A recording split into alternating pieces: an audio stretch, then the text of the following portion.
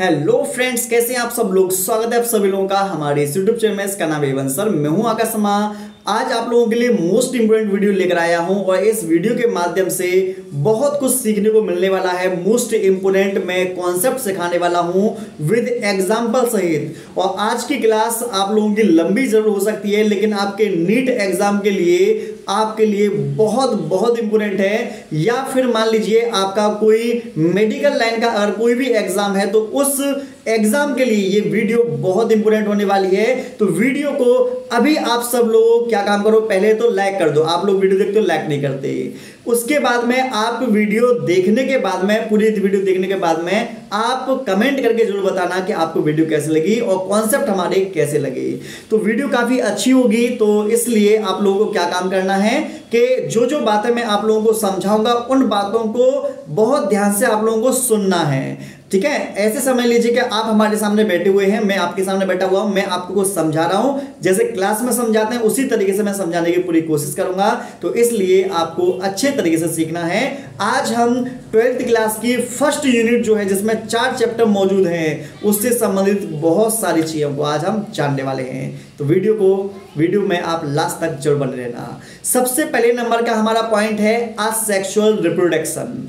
तो जैसा कि आप लोगों को पता होगा, असेक्सुअल रिप्रोडक्शन में केवल और केवल सिंगल सेल ही हमारी काम आती है। ठीक है, मतलब एक जीव से ही नए जीव का निर्माण हो जाता है। और आपको जैसा कि पता होगा कि जैसा कि यहाँ पर एग्जाम्पल हम लोगों को दे रखा है बाइनरी फिजन। तो बाइनरी फिजन जो है, इसमें आएगा हमारा अमीबा। ठीक है, बाइनरी का मतलब होता है 2, बाइनरी मतलब 2। जब कोई एक सेल 2 सेल में डिवाइड हो जाती है, ठीक है ना, तो हमारी वो क्या है, बाइनरी फिजन है। तो और शायद आप लोगों को पता होगा एक आता है मल्टीपल फिजन। तो मल्टीपल फिजन में क्या काम करते हैं कि हमारे पास कोई एक सेल बहुत सारे सेल्स में जब ब्रेक हो जाती है तो हमारी वो मल्टीपल फिजन है। उसमें मलेरिया पैरासिटिक आता है, प्लाज्मोडियम। ठीक है, उसको भी आप ध्यान रखिएगा। बाइनरी फिजन में लीशमानिया भी आता है, उसे भी आप ध्यान रखिएगा। और इस बाइनरी फिजन के द्वारा या असेक्सुअल रिप्रोडक्शन के द्वारा जो नया ऑफ स्प्रिंग बनता है, जो नया जीव बनता है, वो अपने पेरेंट्स का क्लोन होता है। ये भी आप ध्यान रखना, क्योंकि इसमें वही सभी डीएनए होते हैं, वो वही डीएनए होते हैं जो इसके पेरेंट्स में थे। ठीक है, दूसरे नंबर का हमारा इसमें एग्जाम्पल दे रखा है बडिंग। आपको बता दें, बडिंग जो प्रोसेस होती है ये हमारी यीस्ट में मिलती है। यीस्ट एक विशेष प्रकार का फंगस होता है जो यूनिसेलुलर होता है, और इस यीस्ट को ही हम सैकेरोमाइसिस सेरिवेसी बोलते हैं, जिसका हम एल्कोहलिक किण्वन में या बेकरी उद्योग में इसका हम यूज करते हैं। अगला हमारा दे रखा है इसमें हाइड्रा।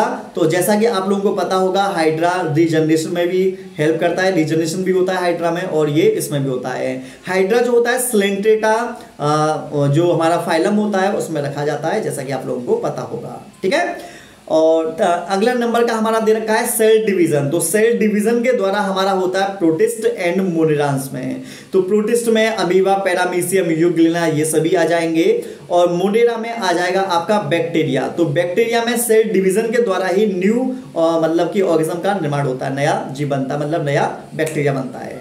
तो आई थिंक आप लोगों को असेक्सुअल रिप्रोडक्शन में ये वाले हो गए होंगे, और 1-2 नाम और मैं एक्स्ट्रा बता दे रहा हूँ आप लोगों को, शायद काम आ जाए आप लोगों के।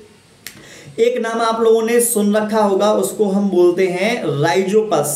तो जो राइजोपस होता है, राइजोपस एक विशेष प्रकार का फंगस है, उसमें स्पोर फॉर्मेशन होता है। ये आप ध्यान रखना, आपके एग्जाम में ये पूछा जा सकता है। ठीक है, आइए अब नेक्स्ट बढ़ते हैं हम। अगला हमारा दे रखा है असेक्सुअल रिप्रोडक्शन स्ट्रक्चर। तो कौन कौन सी हमारी असेक्सुअल रिप्रोडक्शन है। तो पहला हमारा दे रखा है जू स्पोर। जू स्पोर को ही हम बोल देते हैं शायद चल बीजाणु, आपने सुना होगा।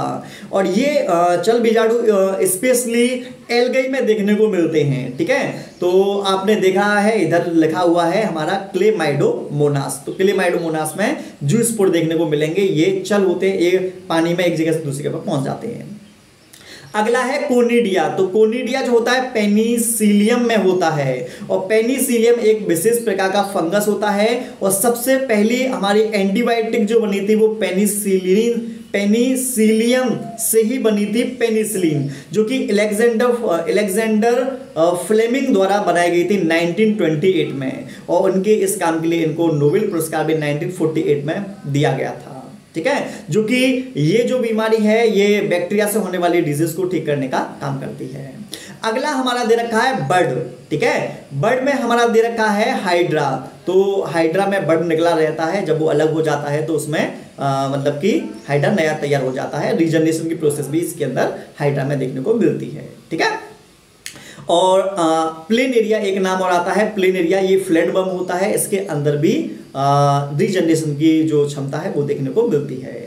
अगला है गैम्यूल्स। तो गैम्यूल्स जो बनते हैं ये बनते हैं हमारे स्पंज में बनते हैं, स्पंज को हम पोरीफेरा बोल देते हैं, ये आप ध्यान रखना। यूप्लेक्टिला, स्पॉन्जिला, ये कुछ एग्जाम्पल हैं जो हमारे किसके हैं, पोरीफेरा के हैं, जिसको हम स्पंज बोल देते हैं। अगला है हमारा तीसरे नंबर का वेजिटेटिव प्रोपोगेशन इन एंजियोस्पर्म। तो एंजियोस्पर्म में कुछ हमने साइड में दे रखा है ट्यूबर। तो ट्यूबर में आपने देखा होगा जो हमारे पास पोटैटो होता है, पोटैटो में छोटी छोटी आइस सी निकली रहती हैं, ठीक है ना। तो पोटैटो में ट्यूबर द्वारा क्या होता है, न्यू ऑर्गेनिज्म का निर्माण होता है, न्यू प्लांट्स का तैयार होता है, न्यू प्लांट्स बनते हैं। राइजोम जो होता है ये जिंगर बनाना में देखने को मिलता है, ये नीट में आ भी चुका है कुछ समय पहले। बुलबिल्स, तो बुलबिल्स जो होती है एवेग में और एलोवेरा में देखने को मिल जाती हैं। ऑफसेट्स जो होते हैं ये वाटर हाइसिंथ में देखने को मिलते हैं। और आपसे पेपर में ये पूछा जाता है कि वाटर हाइसिंथ में पॉलिनेशन जो होता है किससे होता है, वाटर से, विंड से, इंसेक्ट से, या बी और सी दोनों। इस वाले क्वेश्चंस का आप जवाब मुझे कमेंट सेक्शन में जरूर बताना कि इसका क्या आएगा ऑफसेट वाले का, ठीक है। अगला है लीफ वर्ड्स। तो आपको बता दें कुछ हमारे पास ऐसी लीव्स होती हैं जिनके किनारों पर छोटे छोटे मतलब बर्ड्स निकले होते हैं, छोटी छोटी कलिकाएं निकली हुई होती हैं। जब ये कलिकाएं अलग होकर या फिर जब ये कलिकाएं जमीन में जाती हैं तो वहां से एक नया प्लांट्स बना देती हैं, तो वही हमारा पत्ती द्वारा कायिक जनन कहा जाता है। ये ब्रायोफिल्म में, केलेंचो, एक याद रखना, केलेंचो में और बेगोनिया में ये देखने को मिलता है। जो मैं एग्जाम्पल बोल रहा हूं आप लोगों के लिए काफी इंपॉर्टेंट है, ये वीडियो बहुत ध्यान से देखना और देखने के बाद में एक बार इसको फिर से देखना, इस वीडियो को 2 बार देखना है क्योंकि बहुत इंपॉर्टेंट होने वाली है, क्योंकि इस वीडियो के माध्यम से मैं आप लोगों को बहुत सारे कॉन्सेप्ट भी सिखाने वाला हूं। अगला है 4th नंबर का ऑस्ट्रच साइकिल जो मिलती है tiger, dogs, cow, deer, rats और भी जितने भी एनिमल्स होते हैं जो मेमल्स में होते हैं उनमें देखने को मिलता है। लेकिन मेस्ट्रुअल साइकिल जो होती है जिसको हम एमसी बोलते हैं ये प्राइमेट में देखने को मिलती है, जैसे मंकी वगैरह हो गया, एप्स वगैरह हो गए, ह्यूमंस वगैरह हो गए, ये इनमें देखने को मिलता है। और मेस्ट्रुअल साइकिल जो होती है इसके बारे में आप लोगों को पता ही होगा कि मेस्ट्रुअल साइकिल 28 डे की होती है, 3 से लेकर 5 दिन तक इसमें ब्लीडिंग चलती है। इसमें जो एंडोमेट्रियम वाली जो लेयर है वो ब्रेक हो जाती है तब ये होता है। तो ये हम आपको आगे चलकर वो बताते रहेंगे, टेंशन मत लीजिएगा। अगले नंबर का है 6 पॉइंट है हमारा मोनोइसियस प्लांट। इसको हम बाइसेक्सुअल प्लांट्स बोलते हैं कि ऐसे प्लांट्स जिस प्लांट के अंदर मेल फ्लावर और फीमेल फ्लावर, मतलब एंड्रोइसियम या फिर आप स्टेमन बोल दो, जिसमें जैसे अगर हिंदी में बोले तो पुंकेसर और स्त्री केसर, जब पौधे में पुंकेसर और स्त्री केसर दोनों पाए जाते हैं, दोनों प्रकार के फूल होते हैं, नर फूल मादा फूल, तो उसे हम बोलेंगे, क्या बोलेंगे, उसे हम उभय लिंगाश्रय बोल सकते हैं, बाइसेक्सुअल प्लांट्स हम बोल सकते हैं। कुकुरबिट्स में आता है जैसे खीरा, ककड़ी वगैरह, तोरी वगैरह जो होती हैं ये सब रखे जाते हैं। कोकोनट और कारा इंपोर्टेंट है आप लोगों के लिए, कारा आपके नीट एग्जाम में पूछा जाता है, कंपटीशन में पूछा जाता है। डायोसिस प्लांट्स जो होते हैं ये यूनिसेक्सुअल है। यूनि का मतलब ही एक होता है कि ऐसे प्लांट्स जिसमें केवल मेल फ्लावर होते हों, ठीक है, या फिर केवल फीमेल फ्लावर होते हों, उसको हम यूनिसेक्सुअल प्लांट्स बोलेंगे। जैसे पपाया हो गया, डेड पाम हो गया, मार्केंसिया हो गया। तो इसमें एग्जाम्पल जो सबसे ज्यादा इंपोर्टेंट है वो मार्केंसिया सबसे ज्यादा इंपोर्टेंट है, जो आपके एग्जाम में पूछा जाता है। अगले नंबर का है बाइसेक्सुअल एनिमल। तो बाइसेक्सुअल एनिमल को हर्मोफ्राइट बोला जाता है, जैसे कि ऐसा कोई एनिमल जिसमें मेल और फीमेल पार्ट दोनों होते हैं, उसी को हम बोलेंगे बाइसेक्सुअल एनिमल। तो जैसे अर्थवर्म हो गया, है ना, जैसे लीच हो गई, स्पंज हो गए, टेपवर्म हो गए, ये ऐसे होते हैं जिनमें मेल और फीमेल जो जनन अंग होते हैं वो एक ही जीव के अंदर पाए जाते हैं। अगला है यूनिसेक्सुअल एनिमल्स। तो यूनिसेक्सुअल एनिमल्स में आते हैं हमारे कॉकरोच, और जैसे हम लोग भी हैं, है ना, तो हम लोग भी कैसे हैं, हम लोग भी यूनिसेक्सुअल एनिमल्स हैं, जैसे कि मान लीजिए आप खुद बना सकते हो, जैसे मकड़ी मकड़ा यूनिसेक्सुअल है, मक्खी मक्खा यूनिसेक्सुअल है, मुष्टि मुष्टा ये भी यूनिसेक्सुअल है, भैंस और भैंसा ये भी क्या है, यूनिसेक्सुअल है। या फिर आप और ऐसे बना सकते हो, तितली हो गया, तितला हो गया, इस तरीके से आप बना सकते हो, खुद बना लो। और जैसे मैं मेल हो गया और तुम फीमेल हो गए, जो लड़कियां हैं उनके लिए बोल रहा हूं, जो लड़के हैं वो तो मेल के मेल रहेंगे। तो इस तरीके से समझ में आ गया होगा, जो वुमेन्स भी हैं वो भी हमारे यूनिसेक्सुअल होते हैं। अगला है पार्थिनोजेनेसिस, काफी इंपोर्टेंट है, ठीक है। पार्थिनोजेनेसिस को देखते हैं। अभी 1 मिनट रुकिएगा, मैं थोड़ा सा लाइट और बढ़ा लेता हूं, जिससे कि आपको थोड़ी सी और क्लियरिटी देखने को मिल जाए, ठीक है। आई गया, चलो ये सही लग रहा है। तो यहां तक तो हमारा हुआ। अगला है पार्थिनोजेनेसिस, मोस्ट इंपोर्टेंट है। अभी हम आज क्वेश्चंस कर भी रहे थे तो हमने देखा ये वाला भी आया था। अनिषेक जनन बोलते हैं जब बिना निषेचन के, बिना फर्टिलाइजेशन के जो एग है वहां से न्यू ऑर्गेनिज्म बन जाता है, तो उसी को हम बोलेंगे पार्थिनोजेनेसिस। जैसे रूटीफर्स में, हनी बी में मेल वाली, जिसको ड्रोन बोलते हैं। टर्की वर्ड आता है इसमें, और सम लिजार्ड, कुछ लिजार्ड भी ऐसी होती हैं जिनमें ये देखने को मिल जाता है। तो ये क्वेश्चंस आता है तो आप इसे जरूर करके जाइएगा। अगला है हमारे पास एक्सटर्नल फर्टिलाइजेशन।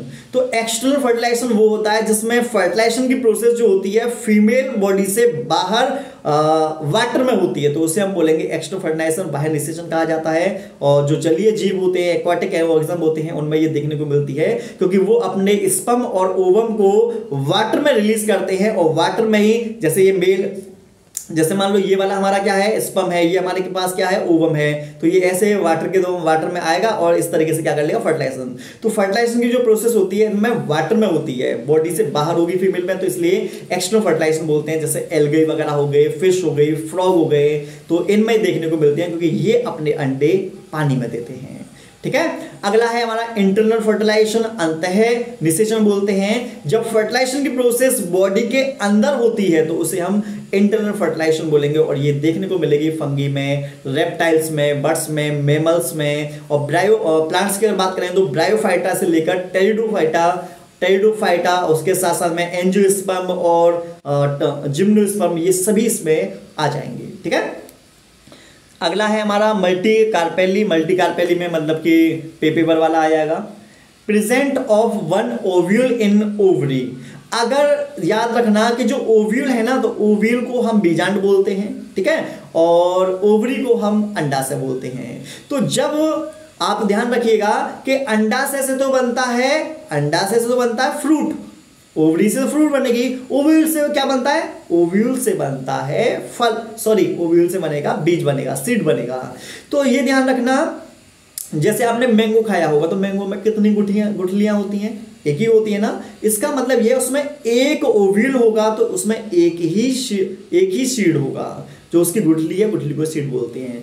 जैसे हमारा वीट हो गया या मैंगो वगैरह हो गया, इसमें है presence of many ovule in ovary. तो मैनी मतलब बहुत सारे ओव्यूल्स होंगे तो बहुत सारे सीड भी बनेंगे।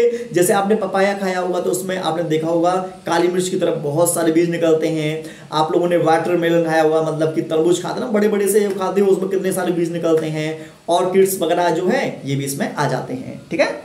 अगला है ओटोगेमी मोस्ट इंपोर्टेंट है, क्योंकि अभी हाल फिलहाल में जो पेपर हो रहे हैं उसमें ये बहुत पूछे जा रहे हैं।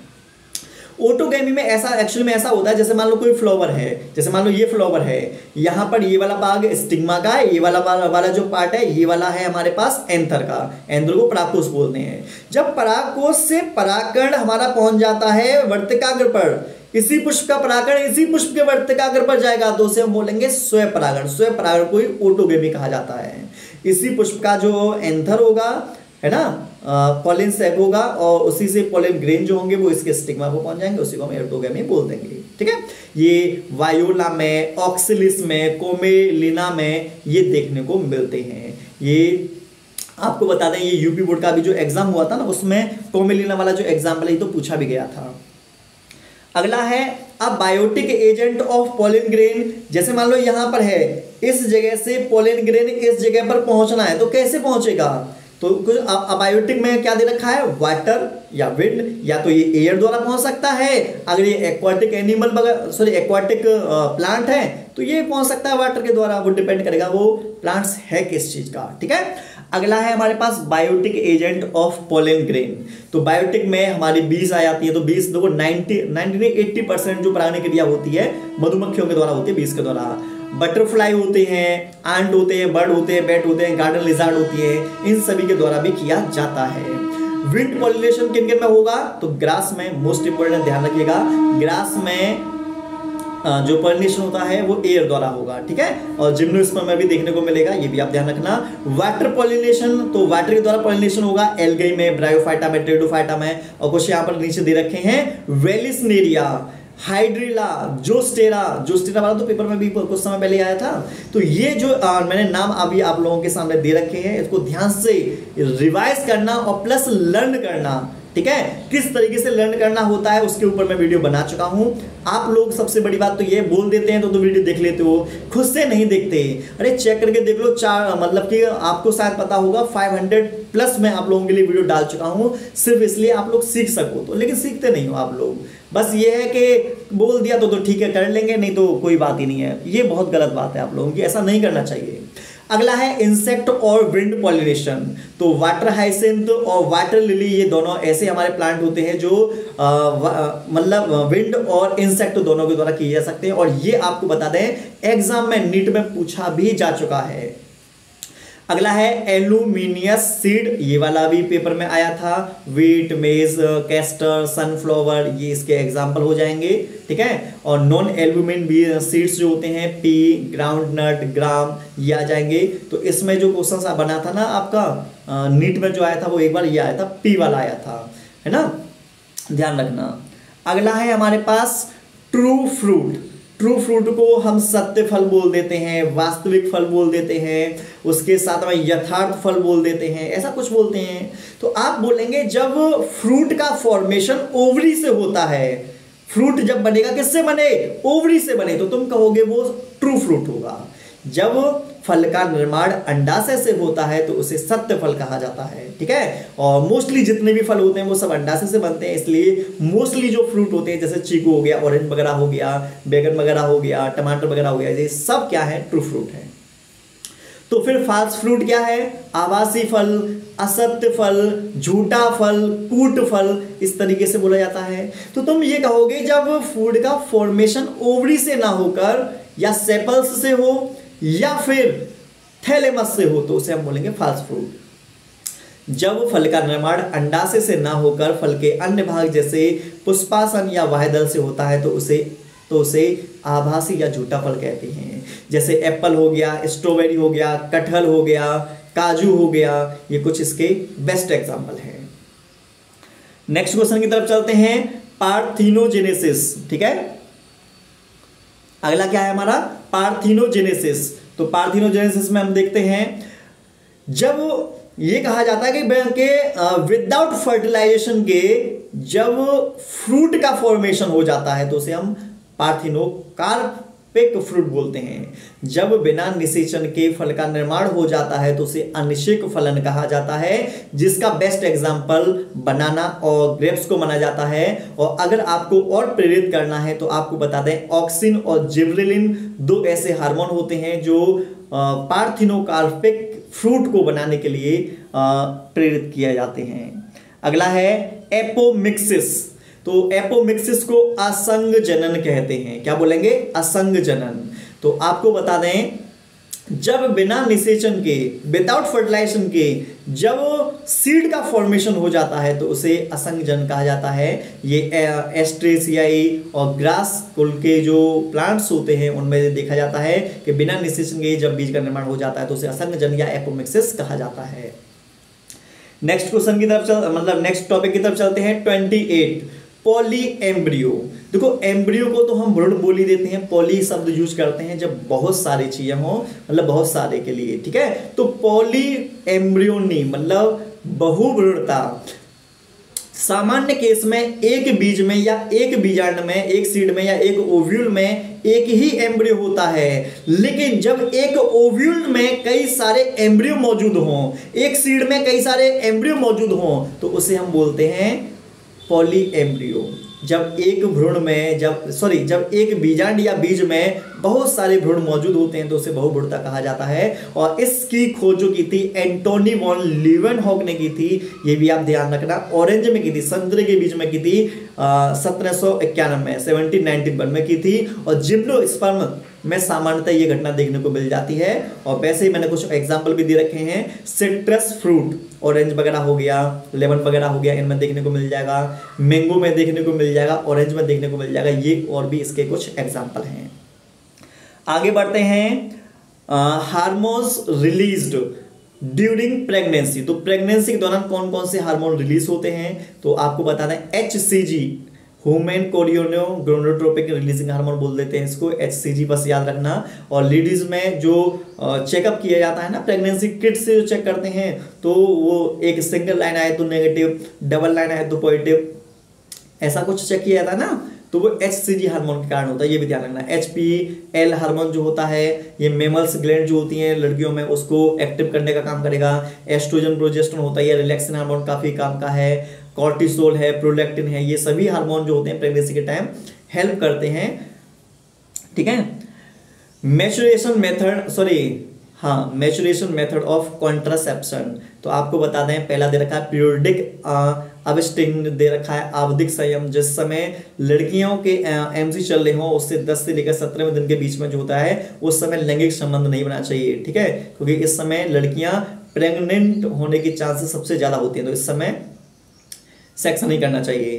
कोइटस इंटरपस, इसको बता दें बाह्य स्खलन बोलते हैं, जब लड़का और लड़की आपस में लैंगिक संबंध बना रहे होते हैं, तो जब लड़के का वीर्य निकलने वाला हो, सीमन निकलने वाला हो, उससे पहले ही वो अपने पेनिस को योनि से बाहर निकाल लेता है, उसी को बाह्य स्खलन कहा जाता है। अगला है लैक्टेशन अमेनोरहा करके है, ये स्तनपान अनार्थक बोलते हैं कि जब कोई महिला अपने बच्चे को दूध पिलाती है और जब तक वो दूध पिलाएगी 4 से 6 महीने के बीच तक, तब तक उसके अंडाशय से अंड रिलीज नहीं होते, ओव्यूलेशन नहीं होता, जिसके कारण वो लेडीज प्रेग्नेंट नहीं होती। ये नेचुरल मेथड होते हैं, ये भी ध्यान रखना। ठीक है। अगला है बैरियर मेथड ऑफ कॉन्ट्रासेप्शन। आपको बता दें जो मेल्स होते हैं वो कॉन्डम का इस्तेमाल करते हैं। कॉन्डम का इस्तेमाल रबरनुमा एक संरचना होती है उसके द्वारा किया जाता है। और सबसे पहले सीएल रक्षक एक कॉन्डम था जो हमारे भारत में सबसे पहले बना था, और जो बनाया था किसने बनाया था, शायद आपको पता भी होगा, हिंदुस्तान लेटेक्स लिमिटेड द्वारा बनाया गया था सीएल रक्षक। डायाफ्राम, सर्विकल कैप, वाल्ट, ये कैप नुमा संरचना होती हैं जो सर्विक्स को ढकने का काम करती हैं, और सर्विक्स जो होती है ये फीमेल में होती है। ठीक है। अगले नंबर का है आईयूडी। ठीक है, इंट्रायूटेरिन डिवाइस बोलते हैं। तो नॉन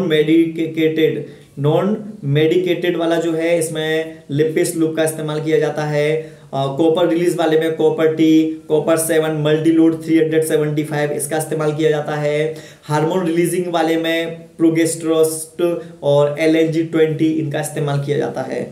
तो ये हमारे कुछ दे रखे हैं जो आप लोगों के सामने हैं। तो ये तो हैं, लेकिन कुछ मैं आप लोगों को मैं फुल फॉर्म भी बता दे रहा हूं, जो फुल फॉर्म कभी कभी आपके एग्जाम में पूछ ली जाती हैं।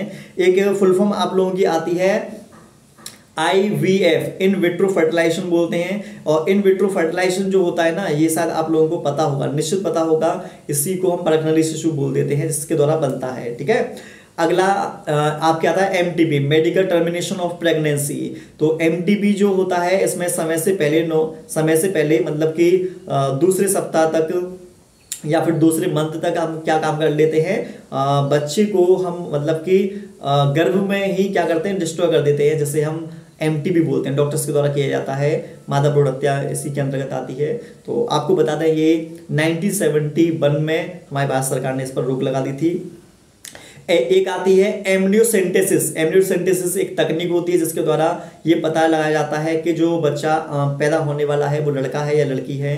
ठीक है। तो लिंग का निर्धारण करने में इसका ज़्यादातर यूज किया जा रहा है, लेकिन इसका इस्तेमाल विभिन्न प्रकार की जो भ्रूण में कोई बीमारी तो नहीं है, अनुवांशिक रोग तो नहीं है, उस अनुवांशिक रोग का पता लगाने के लिए इसका इस्तेमाल किया जाता था। उसके साथ साथ में सेक्सुअल ट्रांसमिटेड डिजीज जैसे एड्स वगैरह है, सिफिलिस है, गोनोरिया वगैरह है, ये कुछ ऐसी बीमारियां हैं जो सेक्स करने से फैलती हैं। अगला है, आपने नाम सुना होगा ZIFT, जायगोट इंट्राफेलोपियन ट्रांसफर। एक आता है GIFT, गेमेट इंट्राफेलोपियन ट्रांसफर। एक आता है ICSI, इंट्रासाइटोप्लाज्मिक स्पर्म इंजेक्शन। एक आता है AI, आर्टिफिशियल इंसेमिनेशन। तो ये कुछ ऐसी फुल फॉर्म है जो आपके एग्जाम में पूछी जा सकती हैं, तो इनको भी आप ध्यान रखिएगा। ठीक है, ये भी ध्यान रखना कि जो फैमिली प्लानिंग जो किया जा रहा था वो पूरे विश्व में सबसे पहले जो किया गया था वो हमारे इंडिया में किया गया है। और आपको बताते हैं 1951 में भारत सरकार ने हमारे परिवार नियोजन जो तकनीक है इसको मतलब कि सब लोगों में फैलाया था, और परिवार नियोजन को अपनाने वाला भारत पहला देश है। लेकिन शायद इस बात का मुझे अफसोस है कि सबसे पहले हमने परिवार नियोजन को अपनाया, लेकिन आज हम जनसंख्या के मामले में प्रथम स्थान पर हैं। हमने चीन को भी पीछे छोड़ दिया है। और मैंने कुछ समय पहले 2-3 साल पहले बच्चों से बोला भी था कि हमारा इंडिया फर्स्ट नंबर पे आ ही जरूर जाएगा, और वो दिन आ चुका है। तो आपको बता दें, हमें इनका इस्तेमाल जैसे कॉन्डोम वगैरह, सर्विकल कैप वगैरह, लिपिस लूप कॉपर्टी, इनका इस्तेमाल करना चाहिए और अपने यहाँ की जनसंख्या को थोड़ा कंट्रोल करना चाहिए। ठीक है, ये आपका हो गया। और आपको बता दें, ये मैंने फर्स्ट यूनिट से संबंधित कुछ इंपोर्टेंट आप लोगों के लिए एग्जांपल बता दी हैं। अगर आपको लगता है कि कुछ आपको चीज़ें समझ में नहीं आ रही हैं तो आप हमें बता सकते हैं, मैं थोड़ा और डिटेल में कोशिश करूंगा आपको समझाने की। और ये जो मैंने टॉपिक आप लोगों को समझाया ये काफ़ी इंपॉर्टेंट है। इस वीडियो को आप एक बार मत देखना, पहले बोल रहा हूँ, एक बार मत देखना, एक बार देखोगे कोई फायदा नहीं होने वाला, बेकार हो जाएगा आपका एग्जाम। आपको ये वीडियो 2 बार देखनी है जिससे इसमें जो इन्फॉर्मेशन है वो आप रिवाइज कर सकें। पहले आप इस वीडियो को देखना, इस वीडियो के बाद में इस चैप्टर से रिलेटेड आपको क्या काम करना है, जो थ्योरी है वो उस थ्योरी को एक बार रिवाइज कर लेना। उसके बाद में इस चैप्टर के आज ही आप लोगों को क्या काम करना है, क्वेश्चंस लगाने हैं। आपको बता दें, इस चैप्टर के क्वेश्चंस हमारे एक प्लेलिस्ट बना रखी है नीट MCQ करके। ठीक है, नीट MCQ की मैंने बना रखी है, चैप्टर वाइज दे रखे हैं। तो इस चैप्टर्स की जो वीडियो है मैंने बना के जो डाल रखी है, आपको क्या काम करना है, इस वीडियो को देखने के बाद उन क्वेश्चंस को लगाना है, जिससे कि आपको पक्के तरीके से ये पता चल जाए कि आपको इस चैप्टर में आपकी कितनी कमांड बन चुकी है, इस चैप्टर से संबंधित कोई डाउट तो नहीं है आप लोगों का। अगर कोई डाउट आता है तो हमें जरूर बताइएगा। ठीक है, मैं उसको डाउट को भी क्लियर करने की पूरी कोशिश करूंगा। और आपको बता दें, आपको क्या काम करना है, क्वेश्चंस जब पढ़ें तो अच्छे तरीके से क्वेश्चंस को पढ़ें, क्वेश्चंस को रीड अच्छे तरीके से करें। मैंने आप लोगों के लिए बहुत सारी ऑलरेडी वीडियो बना चुका हूं, उन वीडियो को भी आप लोग देख लेना, जिससे कि आपको बता दें कि आपको अच्छे तरीके से पेपर करके आना है, अच्छे तरीके से मेहनत करनी है। ठीक है, ये हमारी पहली वीडियो थी। इसके अलावा भी मैं कोशिश करूंगा 1-2 वीडियो आप लोगों को नीट से पहले और लेकर आ जाऊं, जिससे कि आपका जो नीट का पेपर है उसमें थोड़ी हेल्प मिल सके। और मैं पूरी कोशिश करूंगा कि आपका जो पेपर है उसमें जो जो चीज़ें इंपॉर्टेंट है उन चीज़ों से रिलेटेड बातों को आप लोगों को ज़्यादा से ज़्यादा बता सकूँ। आपको वीडियो कैसे लगी आप हमें कमेंट सेक्शन में जरूर बता सकते हैं। और ऐसी इंटरेस्टिंग वीडियो देखने के लिए चैनल को सब्सक्राइब करना बिल्कुल ना भूलें। मिलते हैं नेक्स्ट वीडियो में।